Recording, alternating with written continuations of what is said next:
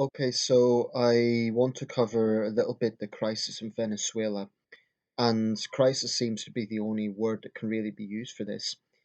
It's not yet a state of internal conflict as such, so we can't really class it as an armed conflict. I hope it doesn't get to that point, but it certainly looks like the situation there is very, very serious. Um, I don't want to delve too much into the economics of Venezuela because economics is frankly my strong point, and if I go there, I'll just end up embarrassing myself because I'll be talking about a subject that I don't know enough about. But I want to focus a little bit on the political side of things, which of course is interrelated. Venezuela is one of the front lines of the so-called pink tide of Latin American politics. That is to say that when Hugo Chavez came to power in 2002, um, and that came after, I believe there was a coup in 1999, but I'm not so sure about that. But anyway, Chavez was a genuinely popular figure for much of his tenure. Nicolas Maduro has sort of tried to continue the Bolivarian vision of Chavez, but this has really backfired. Chavism, indeed, in Venezuela is something that has been heavily scrutinized outside the country. Um, I do feel that there is some very serious questions about the impact of Hugo Chavez in Venezuela. I mean, it's irrefutable that violent crime has skyrocketed. Venezuela is one of the most dangerous countries in the world in terms of crime. And to give an example, in the year 2014 alone, 19,000 people were murdered in Venezuela. 19,000. This is in a population of around 34 million, thereabouts. That's a very, very high rate. It's higher than the United States. It's higher than many other countries in the region. I believe it's second only to Honduras. So that's certainly nothing to shout about for those who support Chavism. Um, Supporters of Chavism and his Bolivarian vision cite that he is got a socialist vision. He's standing up for the poor people, etc. And I think there's genuine support for that vision in Venezuela. Um, Within Latin America, where there was this pink tide, it was sort of an answer to years of American influence in the region. Um, as a centrist, I genuinely do understand the anger from many Latin American countries with years of American involvement, especially in the Reagan administration. Um, and throughout the Cold War, American foreign policy was much, much less based on human rights than basically political maneuvering. So where they felt that they had vested interest, they would support right wing guerrilla operations, right wing death squads, and so on. And this can be seen across both South America and Central America. 1973, the overthrow of the democratically elected president Salvador Allende is a glaring example.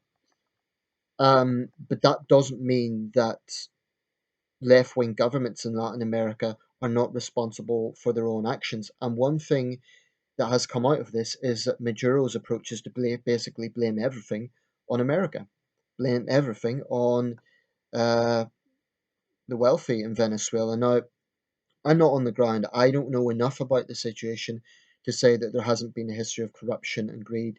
I'm sure there has been. And I believe that there is genuine support for socialist principles within Venezuela. But no one can honestly say that the Bolivarian principles, certainly under President Maduro, has been a success. They've been an abysmal failure. Um, I mean, this is a complete crisis. Children are dying because they're not getting medicine. People are literally starving. Violent crime is rising. Regarding the issue to do with violent crime, no doubt there will be conservatives in the US that say, oh, look, Venezuela has got tough gun laws, they have gun-free zones, and this is a result. I think that's misleading. I think if they try to politicize that, it's misleading because the two situations are different. In America, you have the huge power of the NRA, and you have open carry fanatics, as far as I'm concerned. It's just the other extreme. Um, Neither the United States or Venezuela are anything to shout about. Both countries have a serious problem with violence. Venezuela is worse per capita, it is worse, but the US can't exactly shout about its own situation. So, what I would say is that you can't really compare the two situations because what is happening in South America, excuse me, in Venezuela, is an authoritarian government that is borderline dictatorship. What's happening in America is you have the massive power of the gun lobby. Both are problematic, both are leading to problems.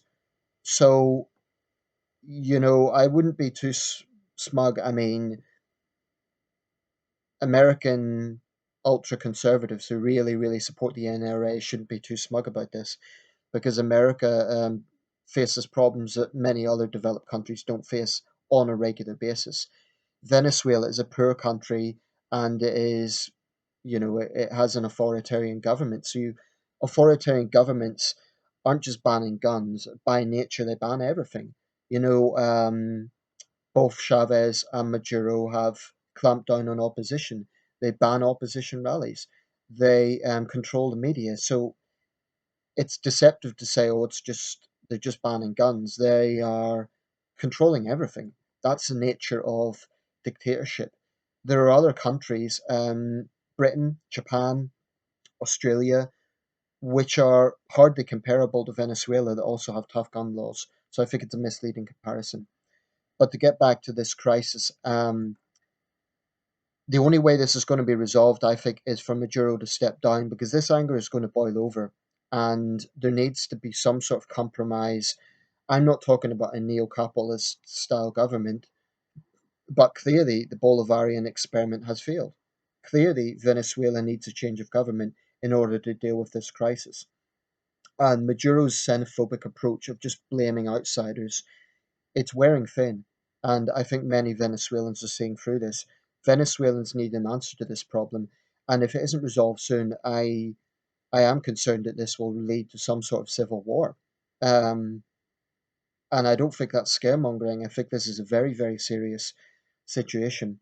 I hope that doesn't happen, but we'll see what transpires. Um, Venezuela is in a very serious situation. And to those supporters of Chavism, what's your answer to this? How can you justify this authoritarian regime, which is what it is, and say that it's been successful in any way, shape, or form? It hasn't been. It's been a complete miserable failure, and it is very undemocratic.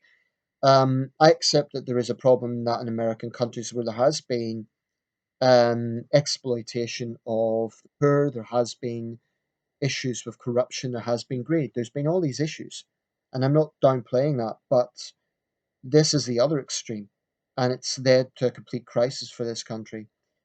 So I think the only way this is going to change is if Maduro steps down.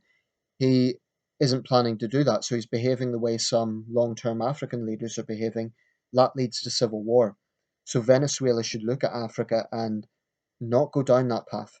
And by Africa, I'm not talking about the whole continent. I'm just talking about situations like, I mean, look at Burundi. Look at the crisis there. When unpopular leaders cling to power, you get civil conflict. It's inevitable. Maduro, if he really does care about his country, should step down honorably.